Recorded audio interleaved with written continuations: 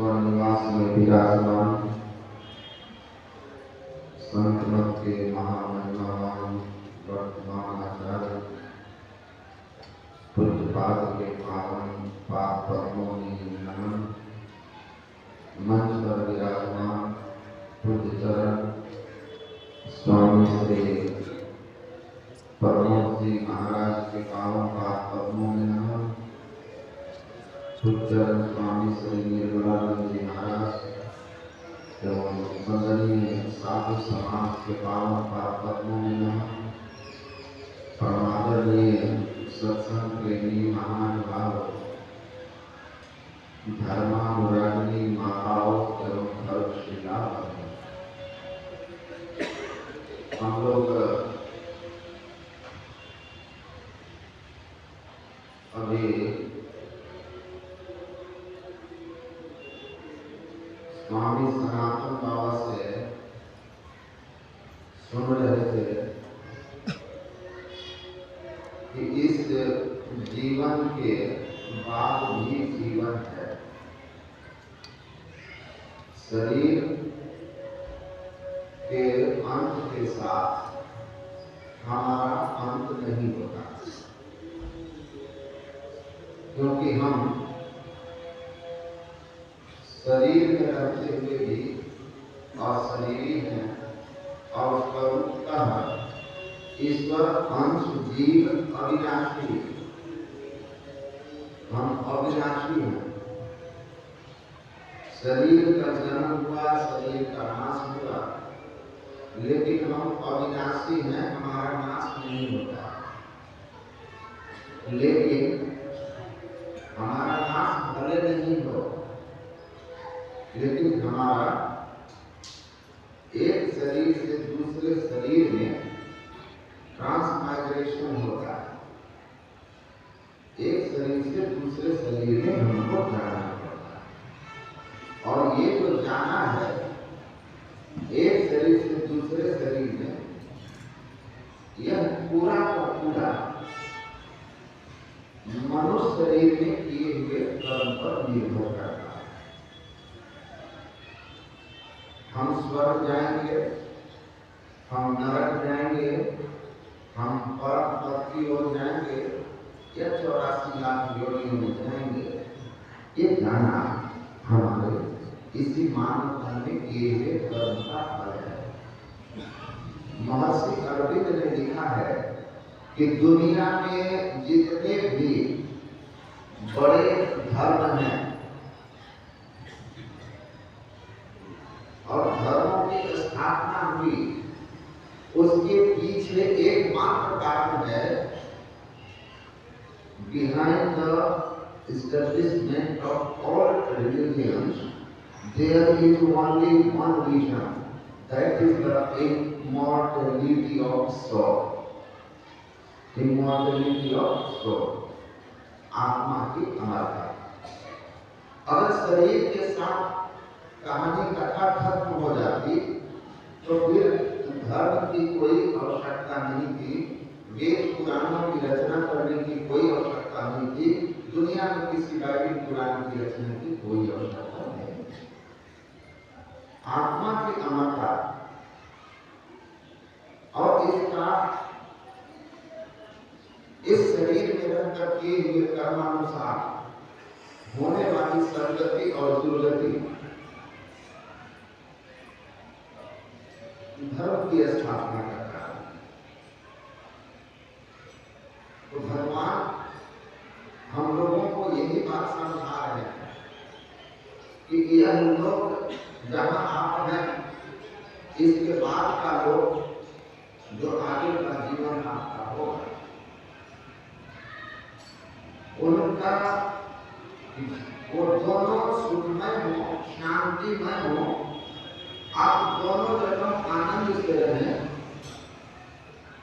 उसके लिए आपको भक्त बनना होगा, भक्ति करनी होगी।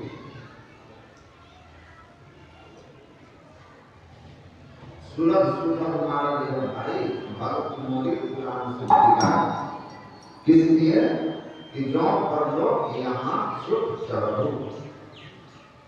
परलोक और यहाँ दोनों जगह अगर आप सुखी होना चाहते हैं तो भक्ति करनी होगी। भक्ति क्या है जो हमको करनी होगी?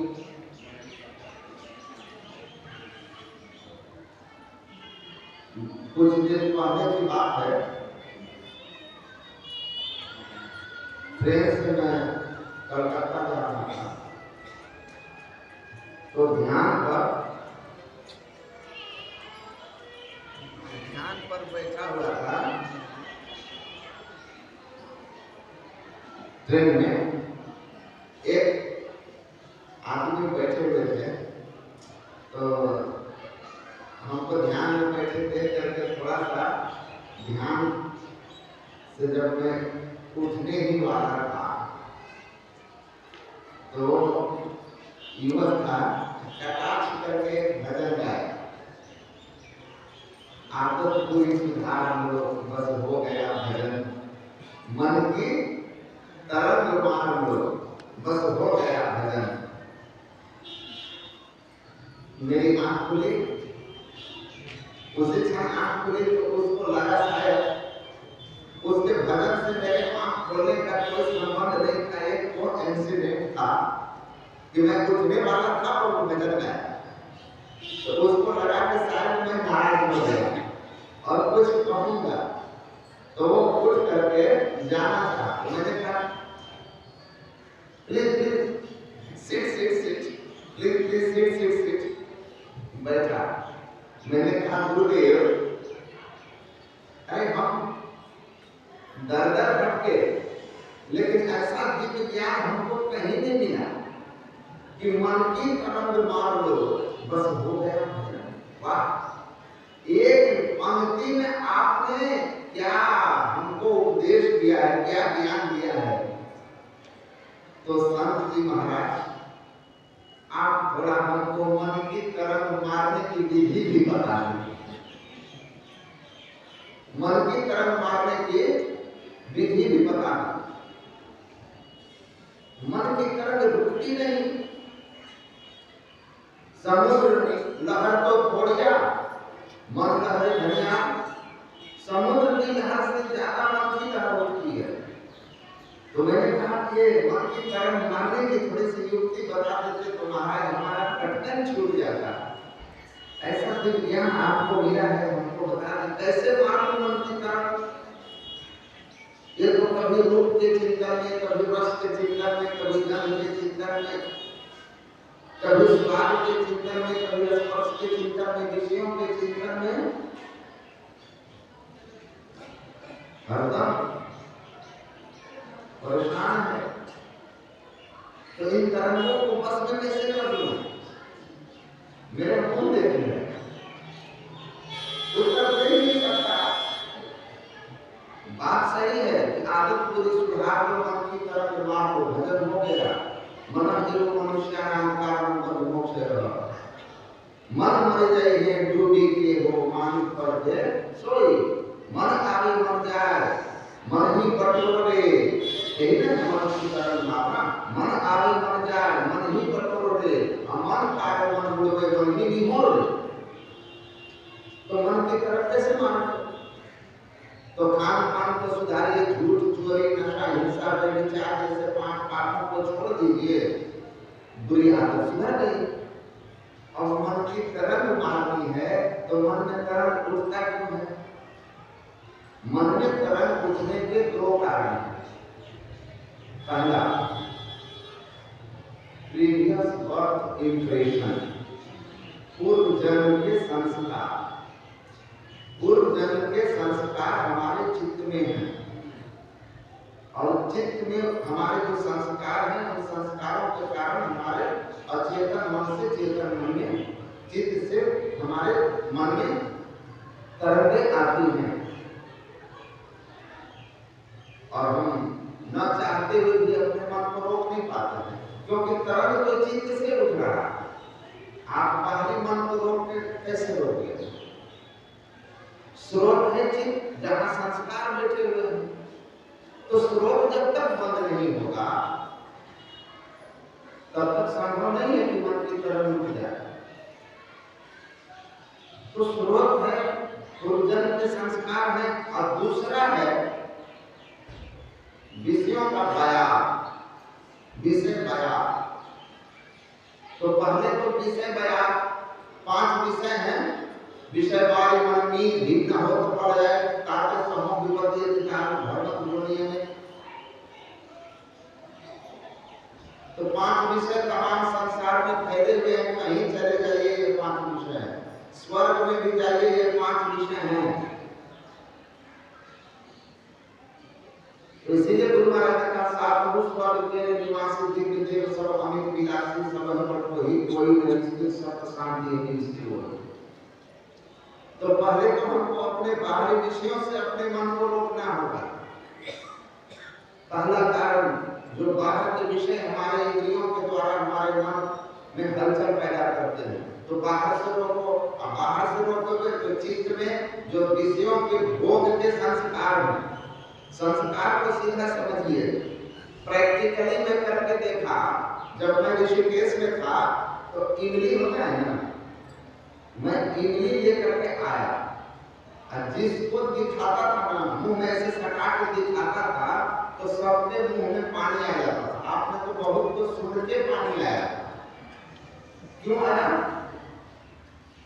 एक विदेशी था, वो इमली नहीं खाया था, मेरे ख्याल से जापानी। उसको मैं इमली दिखा रहा था, उसको कुछ नहीं हो रहा, उसके ऊपर कोई प्रतिक्रिया नहीं। वो हमसे पूछ रहा था कि क्या है, व्हाट इज दिस? मैंने उसको कहा कि टेस्ट इट फर्स्ट। उसको मैंने टेस्ट कराया और समझ सकते हैं कच्चा इमली दांत में जैसे गया, पूरे चेहरे की रंगत बदल गई। 2-3 दिन के बाद मैं उसको फिर इमली केवल दिखाया ना तो वैसे कटा। आप समझ गए होंगे संस्कार इसी को कहते हैं, प्रैक्टिकल संस्कार, कि जिन विषयों को आपने भोगा है, रूप रस गंध स्पर्श 5 ज्ञान इंद्रियों के माध्यम से आपका मन जिन 5 विषयों को चेतन के सहारे भोगने का स्वाद जाना है, वो उसके स्मृति में है, मोबाइल मेमोरी में है, कंप्यूटर के मेमोरी में है। जैसे वो सामने आया, मेमोरी एक्टिवेट हो गया।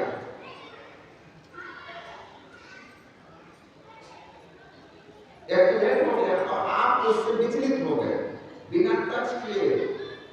इसीलिए कहा कि विष को खा के लोग मरते हैं, विषय को देख के भी मरते हैं, देख के भी मरा जाते हैं। तो आप पहले अपने को रोकिए, आंखें बंद कर ली, काम एकांत शांत में बैठ गए, तो बाहरी विषयों से तो आप रुक गए हैं, लेकिन संस्कार अब जगना शुरू होगा।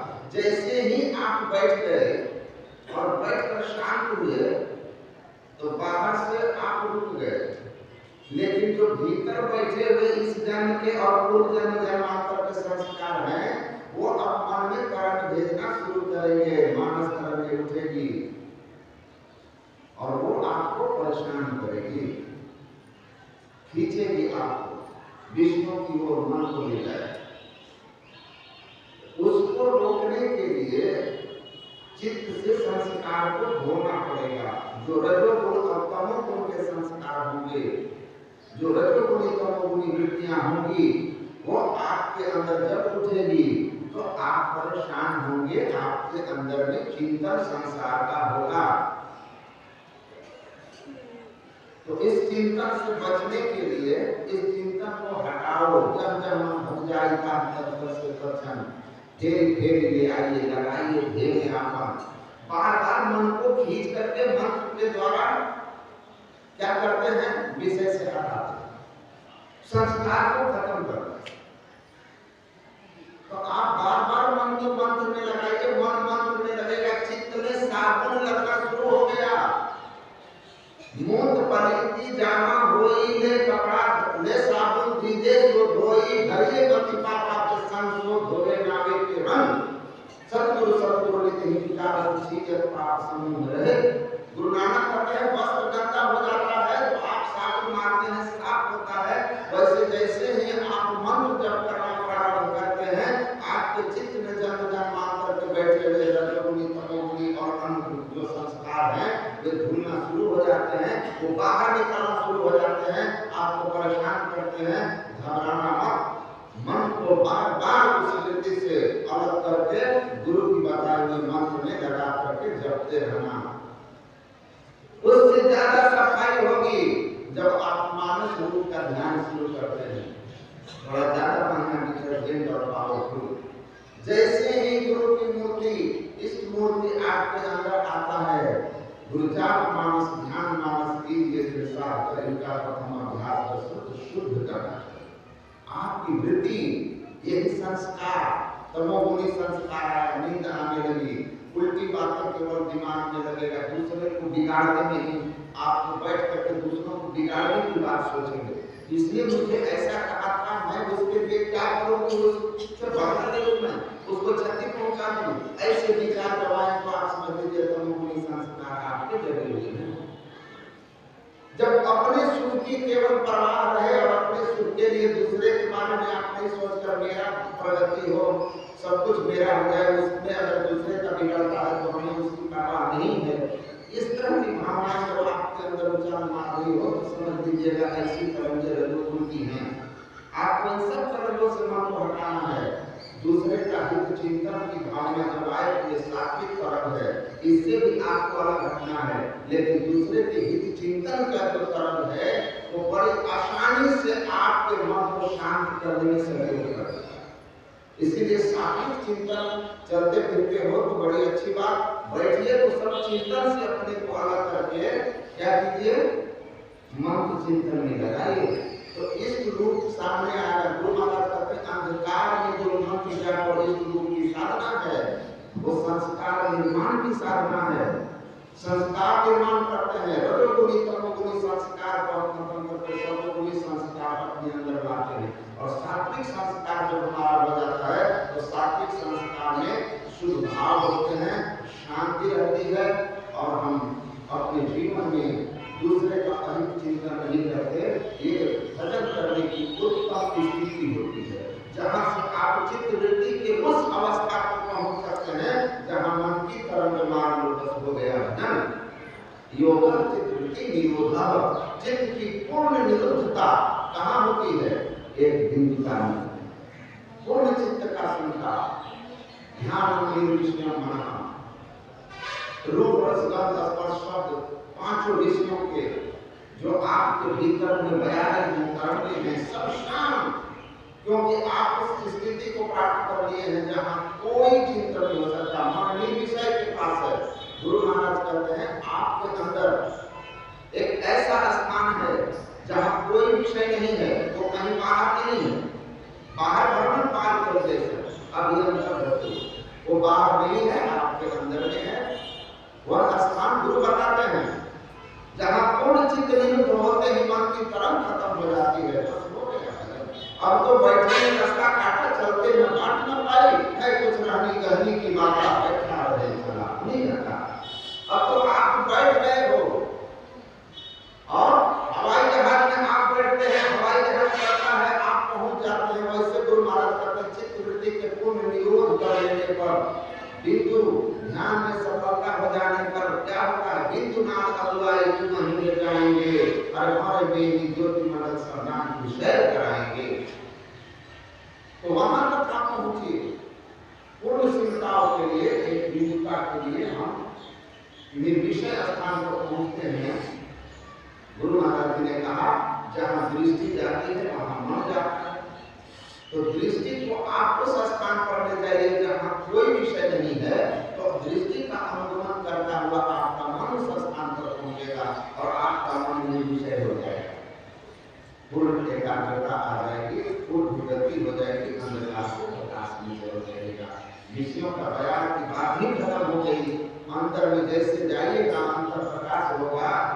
कहते हैं कबीर साहब कि हंसा पायो मान सरोवर काल तलैया खुश तेरा साहब है भीतर पाप में यूं बोले।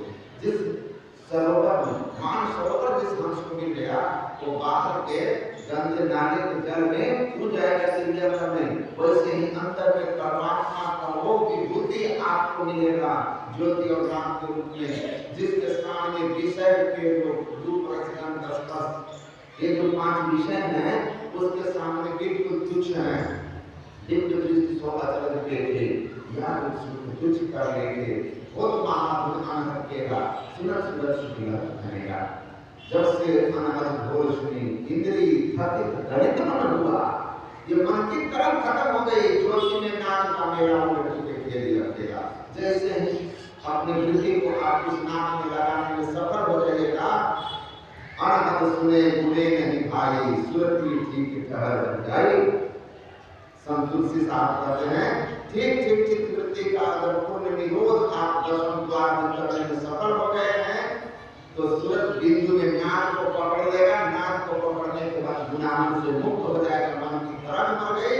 गुरु महाराज ने कहा शब्द की डगर पर चढ़े हुए साधक की जो गति नहीं होती कभी गिरता नहीं, क्योंकि शब्द ही साधक को पकड़ लेता है। चूका सब है भाई पर परसेंट में कुछ माना मोक्षम की पड़ा। तो मन की तरंग मारना भजन है, लेकिन मन की तरंग मारना इतना आसान नहीं है। बिन दया में संतन की जान में सलाह को हुआ नहीं, होता नहीं, वह होना नहीं। ऐसी भक्ति जब आप करेंगे परमात्मा की, उस राम ब्रह्म पर परमात्मा का अव्यक्त अनादि का उस सर्वव्यापी अनंत श्री राम की इस तरह से साधन करेंगे मंत्र जब इसकी रूप ध्यान ज्योति और मान योग के द्वारा, तो लोक और परलोक दोनों जगह आप आनंद से रहेंगे। बोलिए श्री सद्गुरु महाराज।